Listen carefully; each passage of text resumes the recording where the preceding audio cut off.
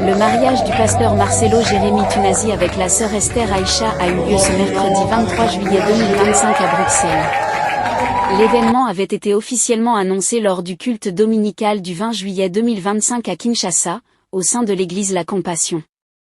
Ce second mariage intervient un peu plus d'un an après le décès tragique de son épouse de longue date, Blanche Odiakandolo Tunazi, décédée d'une crise cardiaque le 12 juin 2024 lors d'une opération médicale en Turquie. La cérémonie s'est déroulée dans un cadre sobre, discret et spirituel, en présence d'un cercle restreint comprenant des responsables religieux, des proches du couple et plusieurs figures du ministère, dans l'objectif de préserver recueillement et prière, loin des projecteurs médiatiques.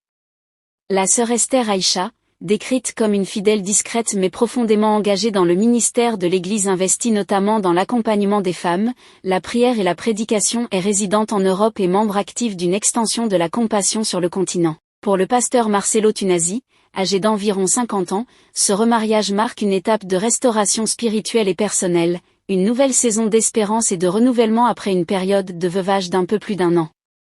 Dans les semaines suivant le décès de Blanche, il avait publiquement déclaré « Je n'ai pas l'onction du célibat » et affirmé qu'il ne resterait pas longtemps célibataire, exprimant ainsi son désir de reconstruire sa vie sur le plan affectif et spirituel. Ce geste personnel s'est inscrit dans une dynamique de continuité pastorale. Après avoir retiré son alliance, acte symbolique marquant la fin de son ancienne union et un tournant vers l'acceptation de sa nouvelle réalité, il semblait prêt à poursuivre son ministère avec la même fidélité et le même engagement. Sur le plan doctrinal, ce remariage entre un veuf et une fidèle du ministère s'inscrit pleinement dans la liberté permise par l'Écriture, notamment selon la référence à 1 Corinthiens 7 verset 39, qui autorise un veuf à se remarier après la mort de son conjoint.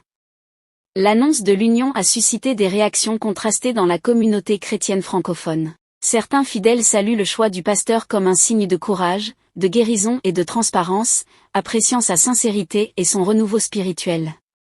D'autres, en revanche, estiment que ce remariage survient trop rapidement et que le deuil n'est pas encore terminé.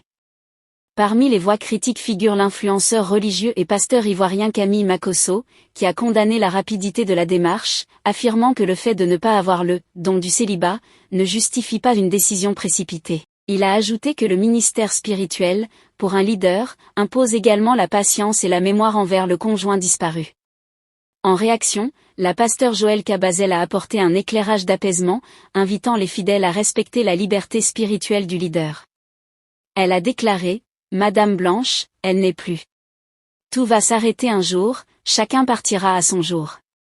Donc il est important de faire des choix qui préservent le ciel, soulignant l'importance de la soutenance dans la prière plutôt que le jugement humain. » Le mariage est perçu par une large partie de la communauté comme une étape de reconstruction après la perte douloureuse de Blanche Tunazi, veuve d'un couple pastoral influent pendant plus de 20 ans. Ensemble, ils étaient parents de 4 enfants Oracle, Shukrani, Shifra et Tabiri et avaient bâti un ministère suivi dans plusieurs pays francophones et au sein de la diaspora chrétienne. L'année qui a suivi le décès a été marquée par une période de deuil intense, de prière et de retrait symbolique, y compris le retrait de son alliance par le pasteur, geste chargé de signification, témoignant de la fermeture d'un chapitre de vie et de l'ouverture progressive d'un nouveau, soutenu par les fidèles et ses enfants. Le choix de célébrer le mariage à Bruxelles, dans un environnement plus intime, a été interprété comme une volonté de vivre ce moment dans la sobriété, le respect du deuil et le recueillement, plutôt que dans une mise en scène médiatique. Cela illustre une démarche personnelle et spirituelle pleinement assumée. En résumé, ce mariage du 23 juillet 2025 est une union spirituelle et personnelle, voulue sobre et discrète, célébrée près d'un an après la perte de sa compagne de ministère.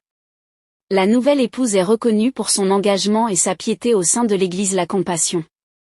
L'événement suscite à la fois adhésion et réserve au sein de la communauté chrétienne francophone. Et si vous souhaitez connaître comment arriver à réaliser cela, commentaire, nous sommes arrivés au terme de notre vidéo. Si tu as aimé la vidéo, n'oublie pas de liker, de t'abonner et d'activer la cloche de notification.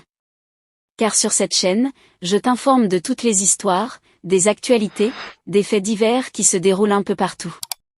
Rejoins-nous en t'abonnant et à très bientôt pour une nouvelle vidéo.